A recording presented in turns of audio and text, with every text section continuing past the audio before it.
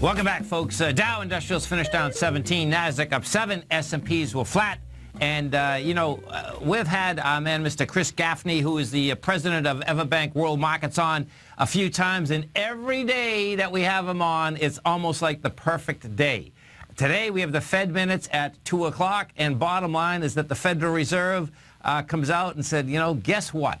We think rates should stay at zero for longer than we thought, basically a few months ago. Chris Gaffney, welcome back to TFNN. Thanks, Tom.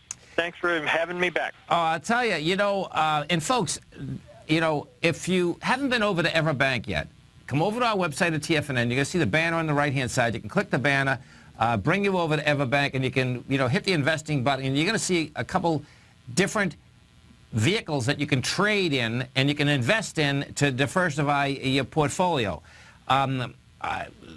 Chris and Chuck Butler also write the Daily Finnig. It's an awesome group of notes that come out and give you a good understanding of the financial markets. And that Daily Finnig, folks, it's spelled P-H-E-N-N-I-G.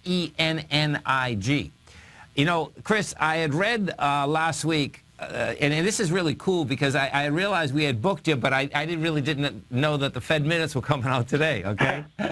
And I had read your article last week about the Swiss National Bank. Right. So can we talk about that a little? Because there is no doubt, that came out of nowhere, right? Because right. They surprised the markets, and central banks in general typically want to be very transparent. They don't want to surprise the market. Markets don't like to be surprised. Investors don't like to be surprised, especially when the surprises come from the central banks. So. Right.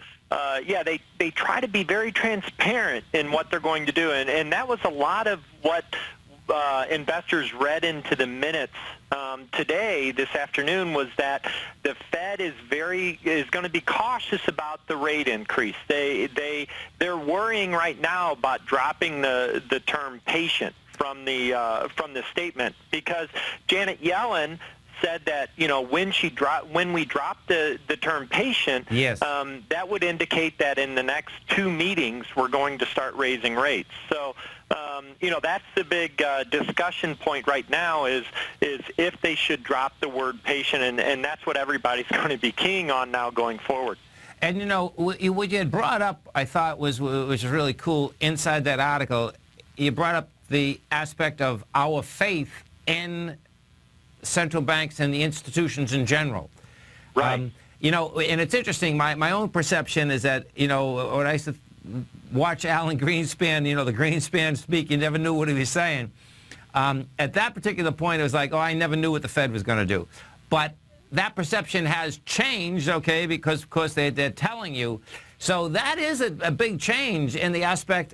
I know that's a Swiss National Bank, but it's like, are other central banks basically going to throw curveballs to us in the future? Right. And that was kind of the point I made in that article, as you state, was that the Swiss National Bank actually was coming out just days before they made this surprise move saying, we're going to support the pegs. So you had them really giving kind of a head fake to the markets in that they continued to say, no, we're going to support it, and then suddenly pulled the rug out from underneath the markets. And it caused some big losses for folks, but as you know, the currency markets are zero-sum game, so it also made some people a lot of money. But, again, investors in general do not like surprises by the central banks. And the question then is, are we losing faith? I mean, are we going to question the central banks going forward?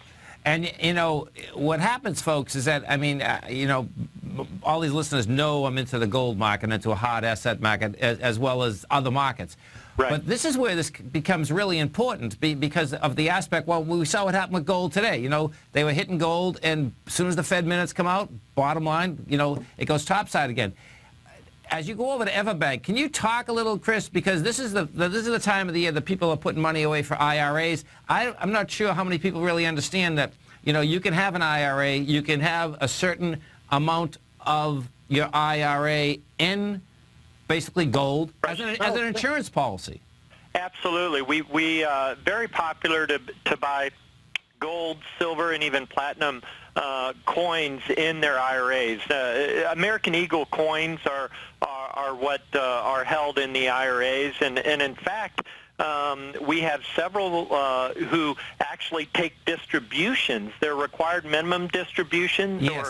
or their distributions, they actually receive those gold coins as their distributions in that IRA. So how cool you don't is that? necessarily have to sell those coins in order to take a distribution. You can actually take the coins, receive the coins. That's huge. Because see, what happens, folks, with that, just so I'm not an accountant, but I'm getting to the age now. I know how these distributions have to work sometimes. I don't have to do it yet, thank God, okay? But what does happen, folks, is that, yeah, you have to take the distribution, but as Chris just said, if you're a believer there, what ends up happening, you still have that insurance policy. And when we're talking gold, we're at 12.11, but when we're talking platinum, oh my God, platinum's at 11.73. And most of the time, over the course of, that bell curve, you're going to see platinum a couple $100 higher than gold.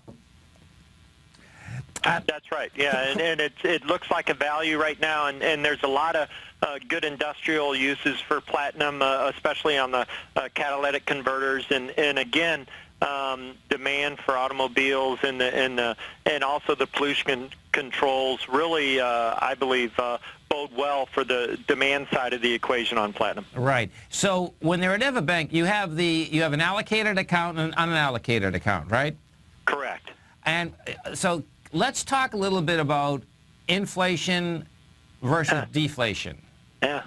Well, it seems that every central bank in the world right now is pushing money out, and I think, if I go back 3 or 4 years ago, I don't quite understand how we don't have raging inflation, but then I realize that everyone's so scared that everyone's holding the money, we don't have a velocity of money. But yeah, that's exactly, Tom. And again, you have to believe that the amount of liquidity that's been pumped into these markets will eventually become inflationary. Yes. And that's the big risk, is that when the velocity starts turning over, when investors and the banks start letting loose of these funds and start lending it out, and it starts turning again, and we get that velocity to pick up, you could see inflation react very quickly, and that's the risk, and that's one of the reasons that many members of the Fed, even though we've got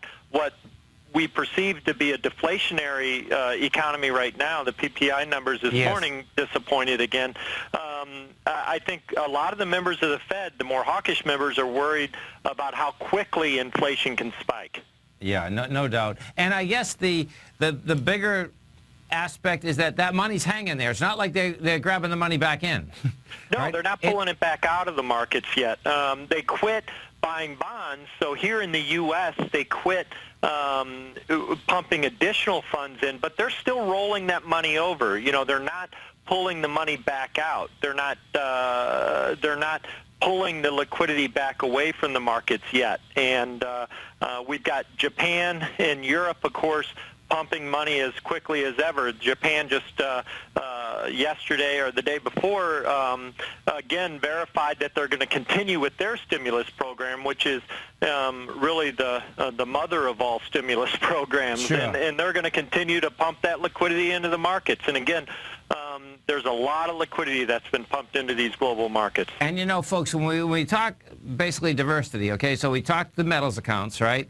Now, we're in February, so I know there's plenty of folks that basically, may be going to Europe or taking a good vacation in the summer.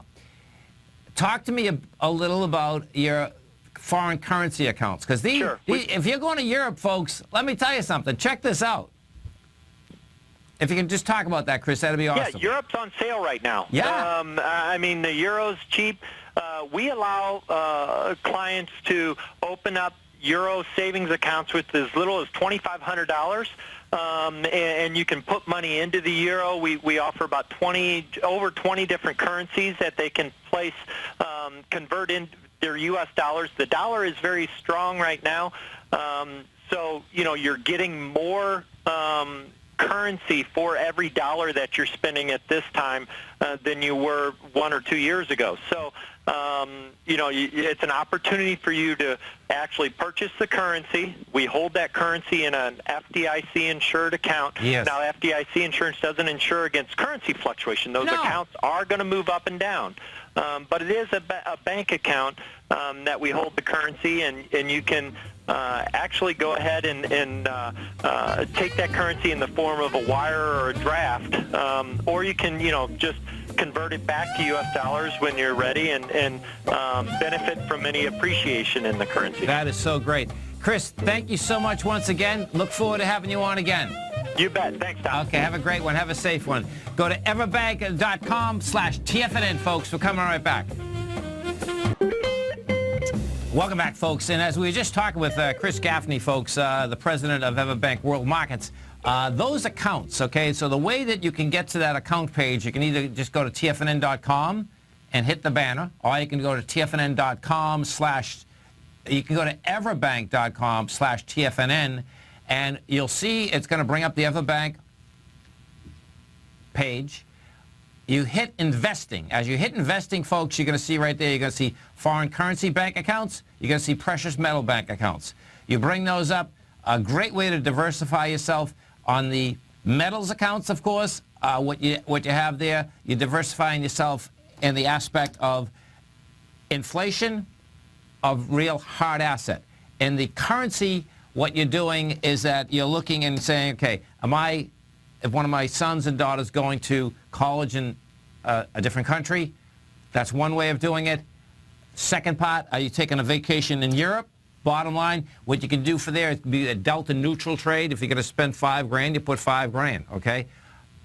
The third part of that is that if, in fact, you just want to be diversified and say, okay, listen, I either want my money in another currency, that is also a great way of doing it. When you go over and you actually look at those currency accounts, folks, you'll see that the bottom line is that there's a lot of different ones, and you can take your choice. Bottom line is that great way to diversify inside of your portfolio.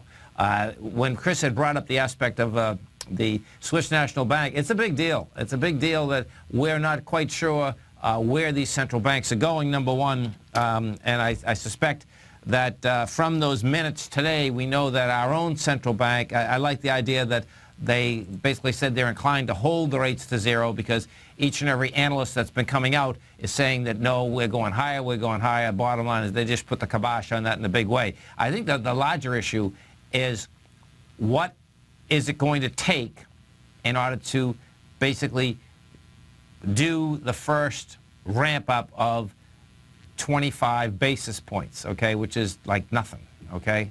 It's going to be wild watching this whole thing shake out. It certainly is.